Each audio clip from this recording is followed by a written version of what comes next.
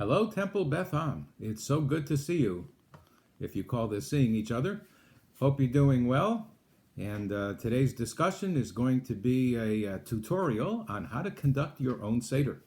So many of us this year will be experiencing a different kind of Seder experience. Many of you will have Seders much smaller than you might be used to. And I imagine there's a little bit of sadness, especially if we are so used to having large crowds. So we're hoping that we can overcome some of that sadness. And here's a thought just to get us started. I don't know about you, but I seem to think that the phrase first responders, I don't remember ever using that phrase before 9/11. 9/11 made us all sensitive to the fact that there are an amazing number of heroes that are always the first ones to run into the scene of some kind of crisis and help the people who are there. And today we think of first responders as including doctors and nurses and hospital workers. And then there are police and there are firefighters and there are members of the armed forces. There are pilots, there are flight attendants, there are people in industries whose factories are operating 24/7. Many of these people have had spouses or children or parents or siblings that had to experience their Seder alone because of the kind of work they were doing. So hopefully we can all kind of realize that there are so many people like that. We are really not alone. We're together in our aloneness. So I'm hoping that our discussion today will be of some help to you to make your Seder experience, whether you have 2 or 3 people or maybe even just yourself. I know it's hard and I know it's lonely, but many people have all forms of isolation during occasions like a Seder. And perhaps this year's Seder will mean we appreciate such people even more. So here are a couple of issues to think about while you're planning and considering and deciding what you're going to do at your Seder. A couple of things to consider. Number one, realistically, it's a good idea to think through how much time do you want your Seder to last? Do you want it to last 60 seconds or do you want it to last 60 minutes? That's a choice.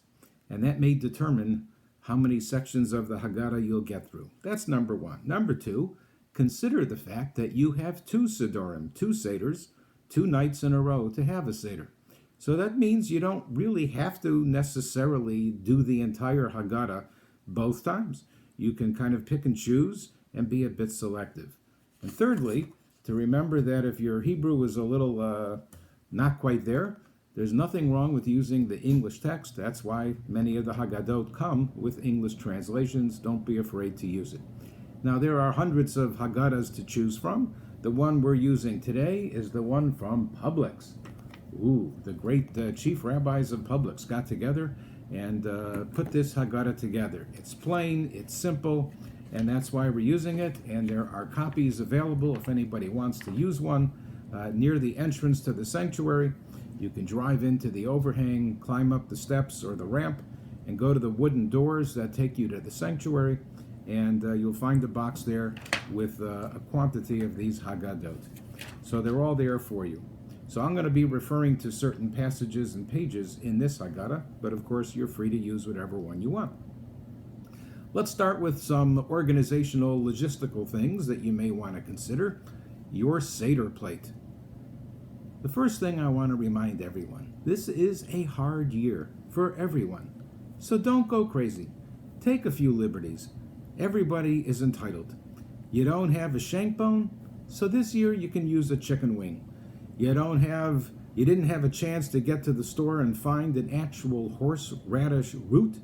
Well, open up a jar of the processed horseradish you put on your gefilte fish. It'll be fine for this year.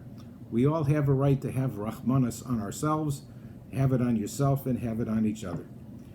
So here we go through the actual Haggadah, a couple of places and passages and discussion topics you may want to discuss with whoever you're with, or even to think them through if you happen to be by yourself. If you turn to page 6, we get past the Kiddush and the opening stages that are spelled out in the Haggadah. The real start of the Haggadah comes with the 4 questions. So here's a couple of ideas to think about and discuss. If you were editor of the original first Haggadah ever, the one that was created hundreds of years ago? Are these the four questions that you would have used? And if not, what other questions might you have come up with? Have that conversation with whoever you're with. Let's turn the page. Page 7 begins the answer of the Haggadah. Avadim hayinu lefaro b'Mitzrayim. We were once slaves to Pharaoh in Egypt a long time ago. It's the most important part of the Haggadah, the answer to the question of why this night is different. The beginning of the Haggadah's answer is all about our slavery. So here's a couple of additional questions that the answer kind of inspires us to ask. How did we manage to survive that slavery? How did we encounter the fear of the unknown, of going into the waters of the Red Sea, of continuing from there into the desert, of not knowing where our next meal was going to come from, not expecting the whole process to take 40 years? How did we manage? How did we manage to live through the maror moments of our life, of our history, and discover that in spite of them, we were able to also encounter sweet charoset moments in spite of the maror ones? That was the key challenge to us of the Exodus experience as it is today. How do we face the turmoil, the fear, the dislocation of quarantines and still manage to feel blessed and that life is filled with blessings? That, my friends, is an Avadim Hayinu discussion. I look forward to hearing how your discussion went. Then we continue on page 8. We come to the story of the 5 great rabbis, greatest rabbis of their generation, who were studying the Exodus story all night. You have to ask, what could they have said about the story that they didn't know already? It doesn't matter, because what does matter is that they told the story anyway.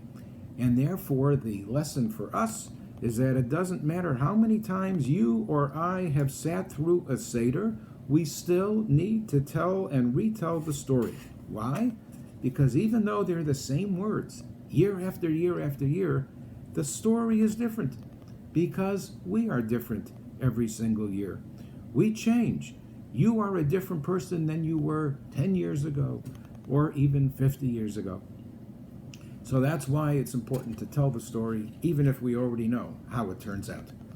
On the very next page, page 9, we come to the great passage that everybody enjoys, the passage dealing with the 4 sons.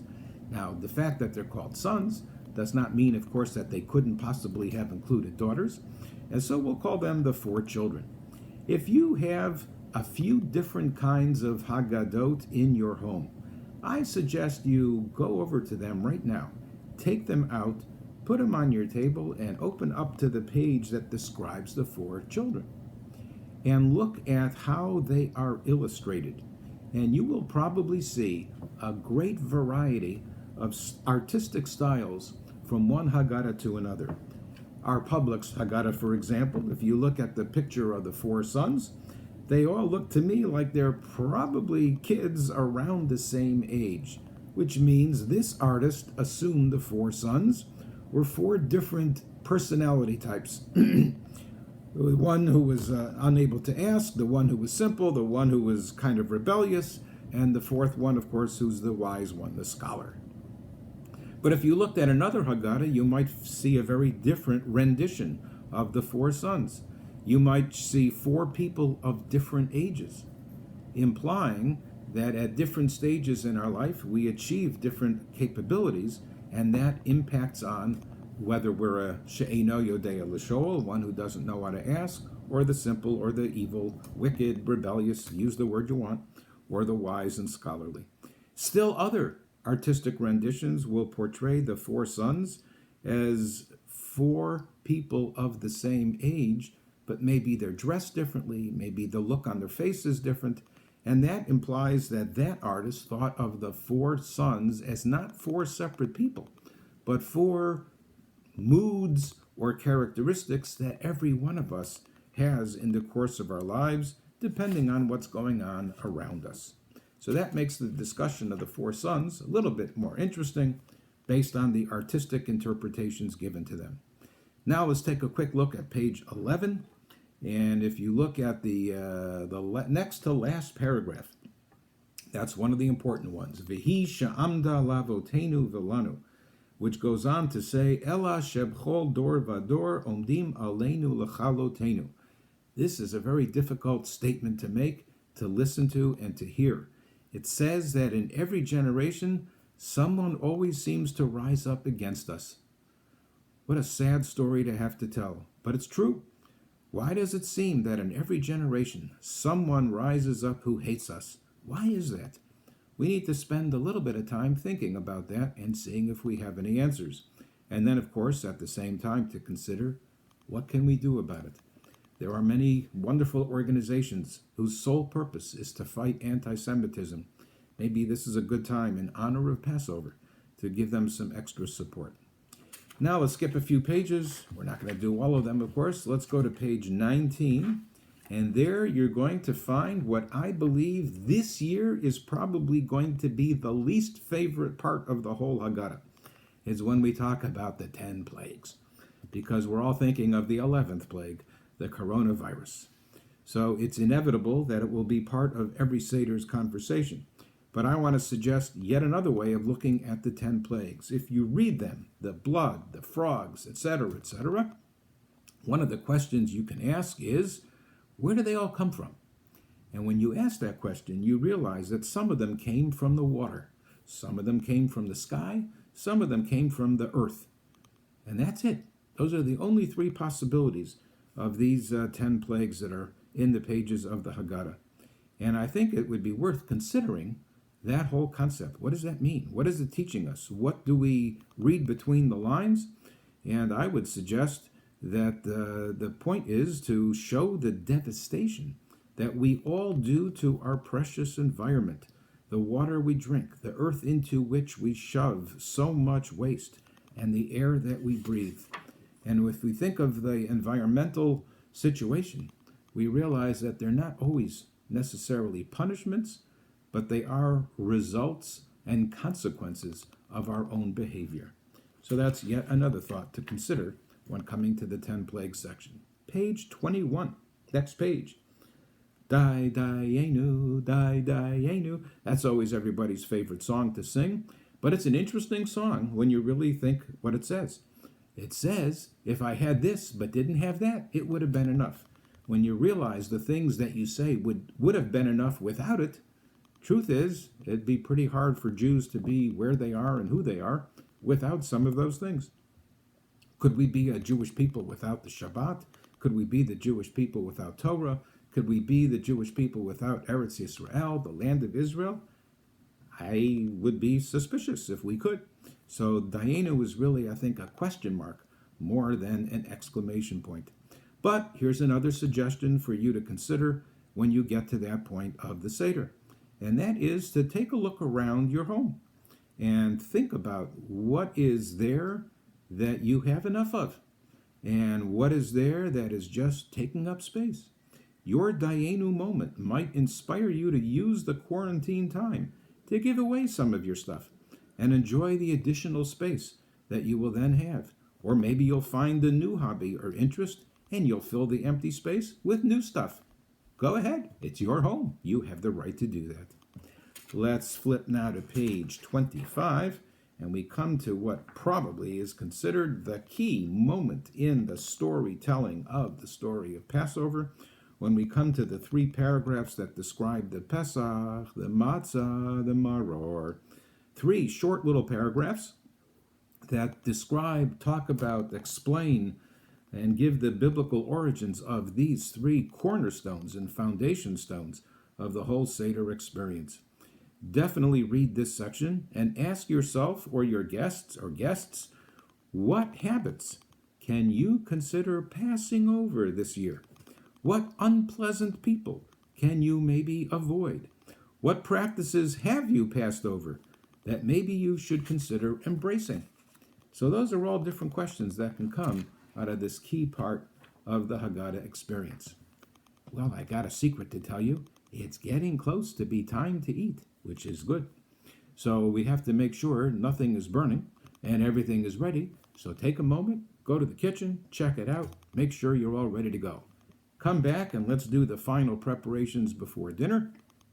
Page 29 will guide you to wash your hands, do the motzi on the matzah, take some maror, and make a little sandwich that consists of a little bit of matzah, a little bit of maror, and a little bit of charoset.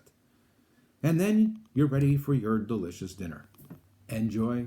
If you made it, I'm sure it's delicious. Now, when dinner is over, that means it's time for the afikomen. So take one last piece, and if it's a little too corny, if you're by yourself, to hide it and then to go find it, think of the afikomen as what it is according to some. Some say it's from an ancient Greek word that means dessert. That's what it is. So take a piece and enjoy. Then we're ready to realize that for many families, the Seder often ends right there with dinner. If you still have some energy, we got a few minutes to go. So let's consider reciting or chanting the Birkat HaMazon, the blessing for after a meal, or at least chant the first paragraph. That you'll find on page 33. It's the next to last paragraph on the page. Then it's time to welcome our friend Eliyahu Hanavi, Elijah the prophet. He comes to every one of our homes. Just make sure, before you let him in, that he's wearing a mask and gloves, and give him a spritz of Purell, so therefore everybody will be safe. Now we know that Elijah is the ultimate symbol of our hopes for the future. So the question you may want to consider with your friends is, what are your hopes for the future? Share them, and let's see if we can make them happen. Then, of course, come the fun songs that often appear at the end of the Haggadah. Go ahead and belt them out, even if you're by yourself. Let it rip. Sing those songs and enjoy them. For example, you can turn to page 57. You'll find Adir Hu and Echad Mi Yodea, who knows one. And then on page 61, the Chad Gadya. Now to finish up, because we're just about ready to conclude our Seder discussion for today, go back to page 49, and you'll find three large words there, which really are the concluding words of the Seder experience, Lishana Haba'a B'Yerushalayim, next year in Jerusalem. What a great song, what a great thought, what a great idea. So while saying these words, ask yourself, is it at all possible? Can you handle it physically or financially? And if the answer is yes, maybe it can happen. Wouldn't that be great if next year you really did find yourself in Jerusalem celebrating Pesach with the Jewish people around the world? Well, my friends, we have accomplished a lot, and I hope you have enjoyed. I conclude this discussion and tutorial with my new motto inspired by the coronavirus, and that is simply this: may the time come soon that the only thing that is contagious is our love for each other.